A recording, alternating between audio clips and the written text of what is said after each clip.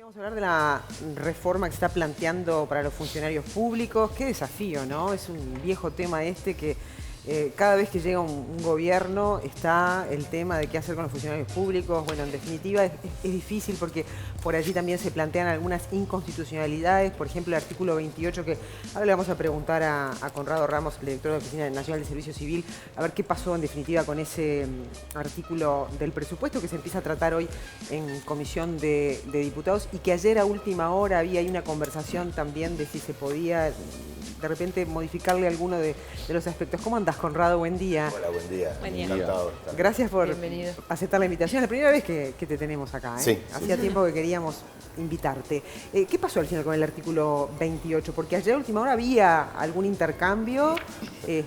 ¿Saben que no sé? ¿No? Sé que se está negociando, pero no he participado de las negociaciones de ayer sobre las modificaciones que se están planteando.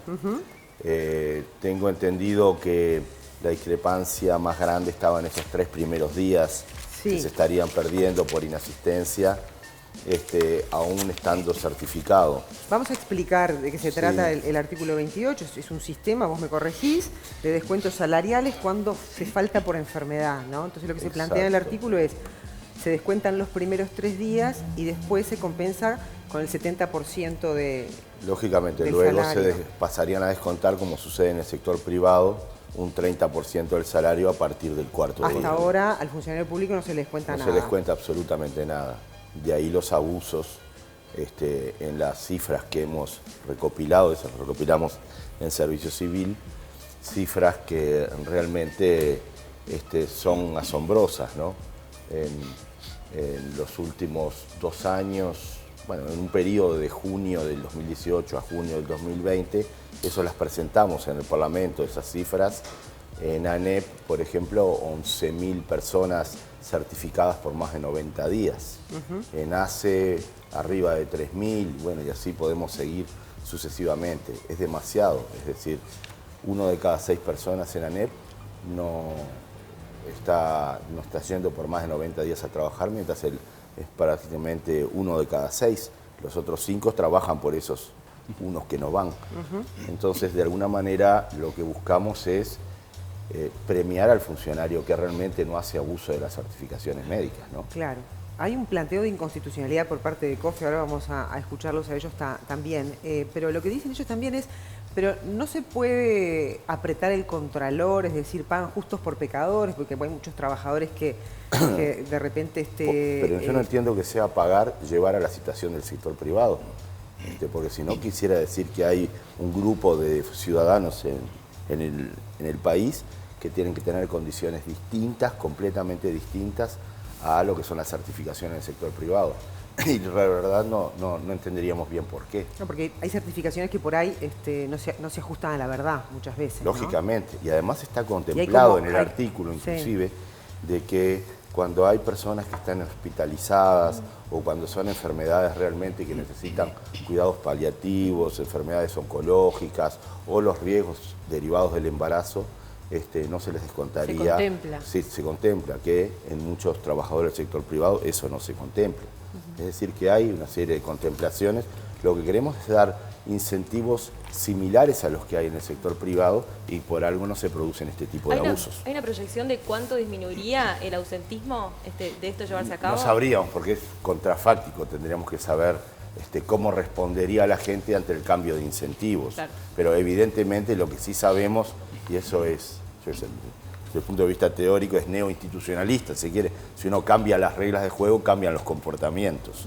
Y eso es lo que estamos buscando. Es mucho más sencillo equiparar a los ciudadanos en el sector público, en el sector privado, que meterse en el tema, que eso no obsta con que empecemos a estudiar muy bien todo el tema de certificaciones, que es un gran problema. Sí. Eso no escapa Incluso el a la sindicato ciudadanía. médico ha hecho una crítica en referencia a eso. Yo le quería consultar, si bien COFE señala que no está de acuerdo con esta propuesta, entiende que es inconstitucional, ¿cómo es el diálogo de ustedes con COFE y cuál es la propuesta de ellos? Porque evidentemente hay una necesidad, no solamente del gobierno actual, sino de la población toda, de poder emparejar algunas reglas de juego en el trabajo. Exacto. ¿Cuál es la propuesta de COFE para atender esa situación?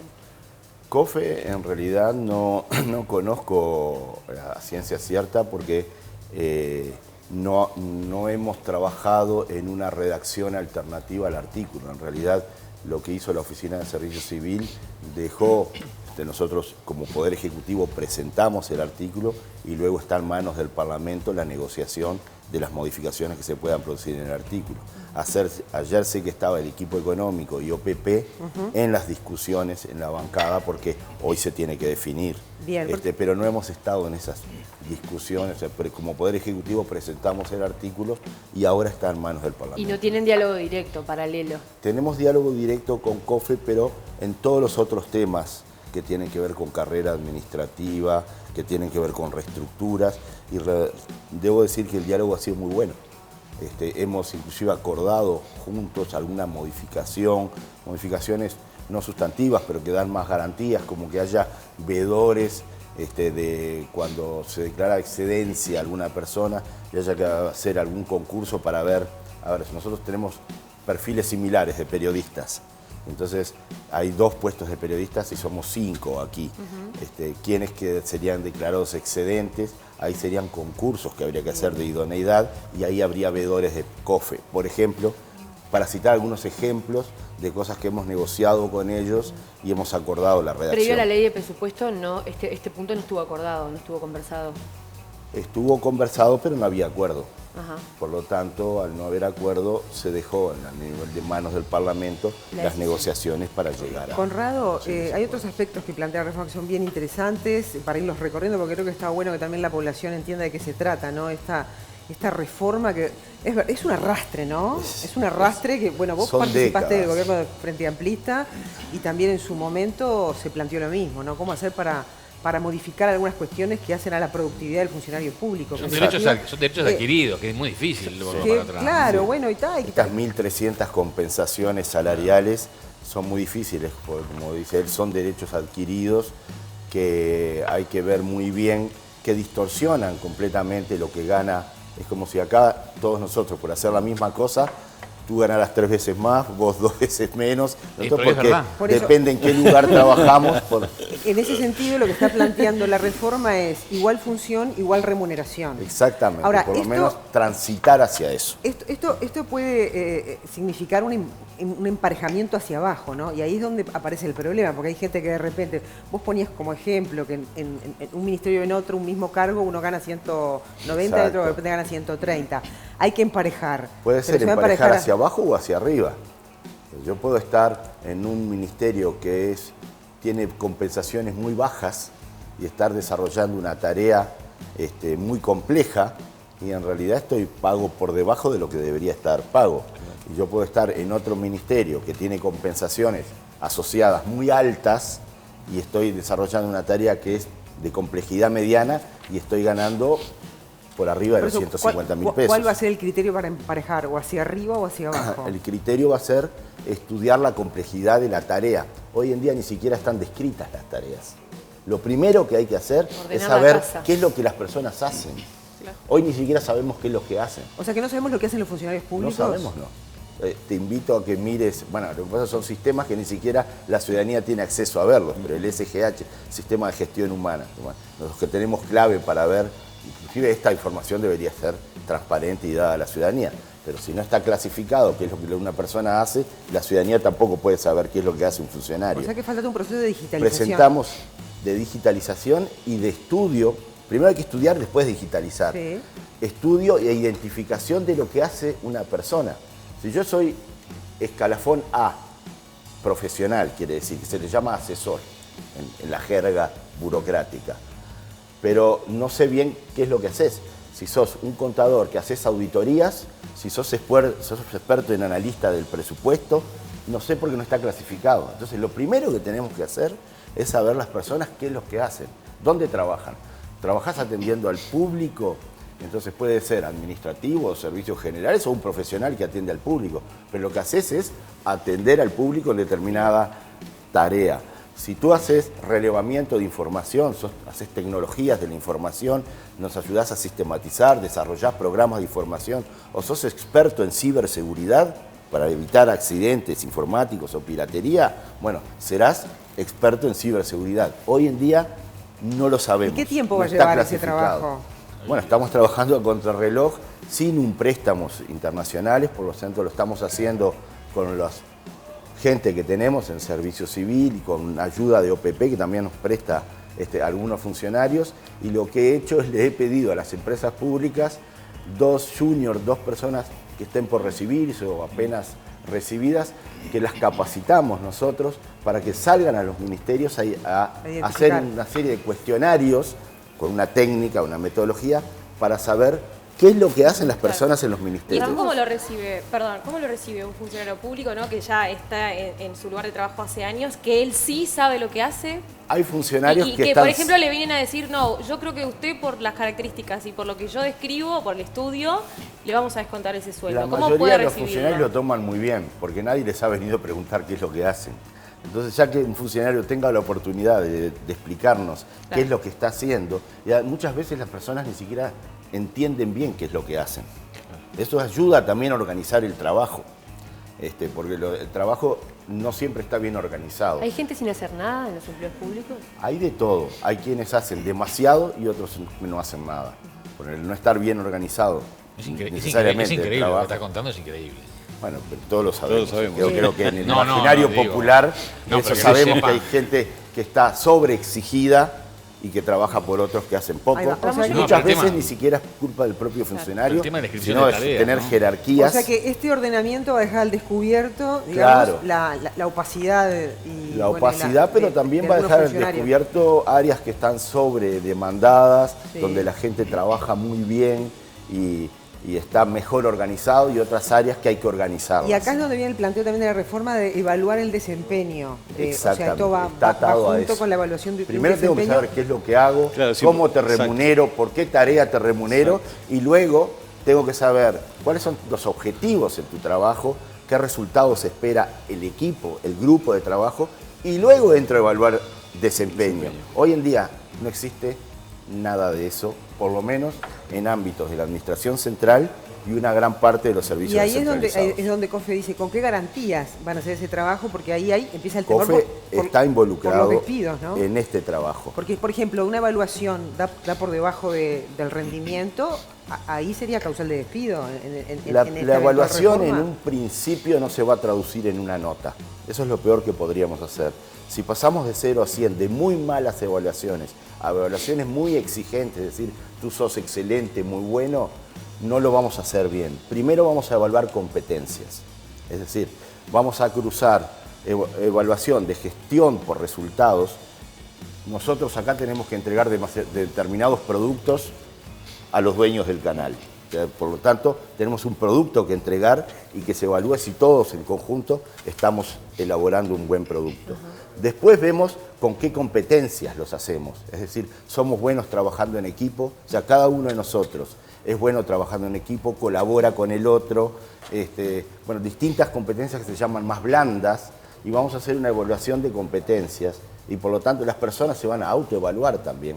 Las evaluaciones 360, que a nosotros nos evalúen nuestros jefes, nuestros compañeros y también subordinados nuestros. Yo lo estoy aplicando a la Oficina de Servicio Civil como experiencia piloto, Sí. para luego escalarla hacia adelante. Tengo a la gente hace 3 semanas en talleres, yendo todos los días a capacitarse, porque si la gente no entiende el proceso de evaluación, no Claro, sale. no lo puede aplicar. Tiene que ser con la gente. Vos decías que con COFE han hablado de esto. Hemos hablado, no solamente hablado, lo venimos negociando, escribimos parte del articulado del presupuesto, hasta juntos, se puede decir que llevamos muchas observaciones en la propia redacción del articulado y lo venimos negociando y discutiendo O sea, mucho con que ellos. esta cuestión está conversada. Lógicamente. Está bien. Si me permitís, Sin los funcionarios. Lo tenemos al secretario general de COFE, a José López, acá en línea. José está vía Zoom. ¿Cómo estás, José? Buen día. Estamos aquí con Conrado, precisamente hablando Buen día, de uno de los ¿Está despierto? puntos. Sí, está ahí. De uno de los puntos estos que ya han tenido intercambio, ¿no? Esto de las evaluaciones del desempeño, tiene que ver con la autocrítica del funcionario público, ¿no?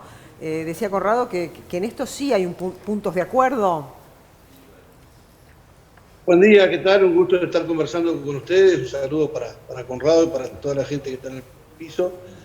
Bueno, sí, nosotros venimos conversando sobre todo este proyecto que de alguna manera está colocado en el presupuesto nacional y se está discutiendo ahora en el Parlamento. Es un presupuesto, una idea bastante ambiciosa la que se ha colocado por parte de la Oficina Nacional del Servicio Civil, la cual, bueno, nosotros tenemos también muchas expectativas.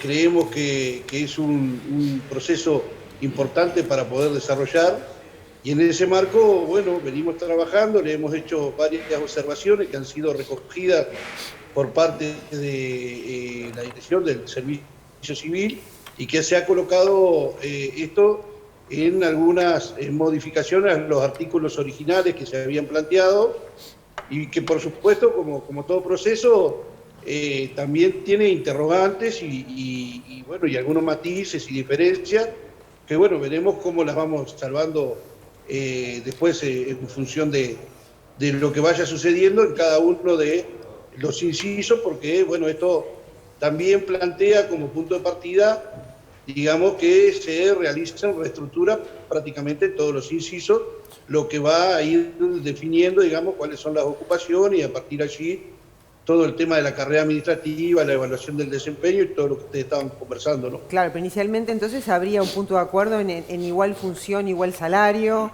en que se realice una evaluación por desempeño, por productividad. Todas estas cuestiones sí están encaminadas como para poder llevar esto a una reforma real finalmente, ¿no? Del funcionamiento de las oficinas públicas y demás. Bueno, sí, por supuesto que para nosotros es muy importante establecer, digamos, de que a igual función haya una igual remuneración. El problema ahí, que es donde aparecen los matices, que para hacer todo esto sin plata, como bien lo expresaba recién Conrado en la charla con ustedes, porque acá no hay préstamos internacionales, y ustedes saben que aparte el presupuesto quinquenal tiene un importante componente de ajuste, por lo tanto, establecer un mecanismo de igual función, igual remuneración, no es fácil, porque hay derechos adquiridos y en función de eso hay que ver cómo se procesa. Ahí es donde tenemos, digamos, quizá el matiz más grande con el proceso que se está impulsando por Servicio Civil, pero creemos que de todas maneras es importante transitar ese camino, porque los trabajadores siempre hemos estado dispuestos a entender de que en definitiva hay que modernizar el Estado para tener más eficiencia y más eficacia en cada uno de los servicios que se prestan. ¿Cuáles son los derechos adquiridos que estarían obstruyendo, digamos, esta modificación? Bueno, el problema es que cuando se trace la línea de la nueva tabla salarial, va a quedar gente por debajo, que supuestamente debería subir a esa escala salarial, pero también va a quedar gente que está por encima de esa escala salarial y que tiene todavía expectativa de ascenso, y sobre todo en cargos que son más calificados, ¿no? Profesionales o determinados cargos de la administración pública que son muy calificados, y que, ahí la propuesta es que se transforme eso en una partida, una compensación personal. Y bueno, y hay que ver cómo opera eso en futuros ascensos para estos trabajadores también, que tienen la expectativa de poder seguir creciendo, porque es parte de su desarrollo en el Estado. ¿Están de acuerdo? Y bueno, y ahí hay algunas diferencias que tenemos que seguirlas conversando para ver si en definitiva se puede llegar a un buen puerto. Está bien, ¿no? O sea que va por ahí entonces la Va por ahí. la para dar solución. un ejemplo muy concreto, A ver. si un administrativo de nivel jerárquico medio en un ministerio está ganando arriba de 100.000 pesos, consideramos que es mucho, ¿no? Por lo tanto, y eso se llega a través de sucesivas compensaciones. Entonces, pongamos, voy a dar ejemplos nada más, no están hechos los cálculos, que nosotros decimos, bueno, un administrativo medio debería ganar 70.000 pesos en este ministerio. Por lo tanto, los otros, si ese administrativo hoy en día está ganando 100.000, los otros 30.000 le van a quedar como una compensación personal a la persona. No le podemos bajar el salario. Pero el administrativo que entra detrás de él, cuando esa persona se jubile o se traslade a ese otro lugar, va a entrar ganando, o sea, en ese nivel jerárquico medio, 70.000 pesos, y los 30.000 pesos que la otra persona los tenía como compensación personal desaparecen, es decir, vuelven a rentas generales. Entonces, De esa manera la persona no pierde salario, pero queda asociado a esa persona porque está sobrepago. Nosotros no podemos, hay lugares donde las compensaciones, ticket de alimentación o lo que sea, por entrar a trabajar al ministerio te están dando 30.000 pesos. Y ahí habría que una persona en el sector privado, un administrativo que está empezando, de repente gana 25. Y yo, por entrar en un ministerio ya de ticket de alimentación, me están pagando más de lo que le pago a la persona. Se le pago el ticket de alimentación más la ocupación. O sea que el ticket de alimentación solo vale más de lo que 8 horas que hace una persona en el sector privado para hacer lo mismo. ¿Y quién va a fijar esos laudos? ¿Quién No podemos seguir Es incongruente. esos laudos. Está muy bien la pregunta. se mira a las empresas Porque esa privadas como ejemplo? Esa va a ser una de las referencias, pero no únicamente. Porque de repente hay muchas tareas que ni siquiera se desarrollan en el sector privado, son propias del sector público y no vamos a tener marcos de referencia. Lo que se hace es, con una metodología que Sinterfor viene trabajando, OIT está avalada y que COFE conoce también y que vamos a trabajar juntos porque tenemos delegados de COFE trabajando en esto, es cada ocupación valorarla con determinados baremos, la complejidad de la tarea, la escasez en el mercado de esa ocupación, el lugar, si es un lugar muy complejo o si se maneja mucho dinero en ese lugar o no, o tareas que son bastante insalubres o tareas de riesgo, o sea, como por ejemplo tiene Joselo donde está en el INISA o en el INAU, que son tareas muy complejas también, de mucha exposición. Eso es una serie de baremos que te tiran un puntaje de esa ocupación. Y si por ejemplo en un mismo puesto... Termino con esto. Sí. El puntaje que te da esa ocupación va a tener un correlato salarial.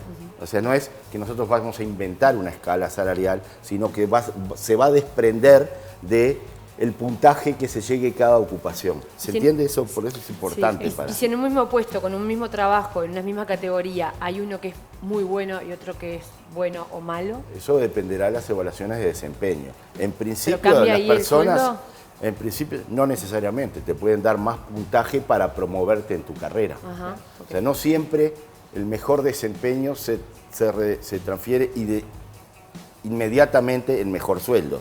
En Alemania, por ejemplo, no se pagan premios por desempeño. En Suecia tampoco.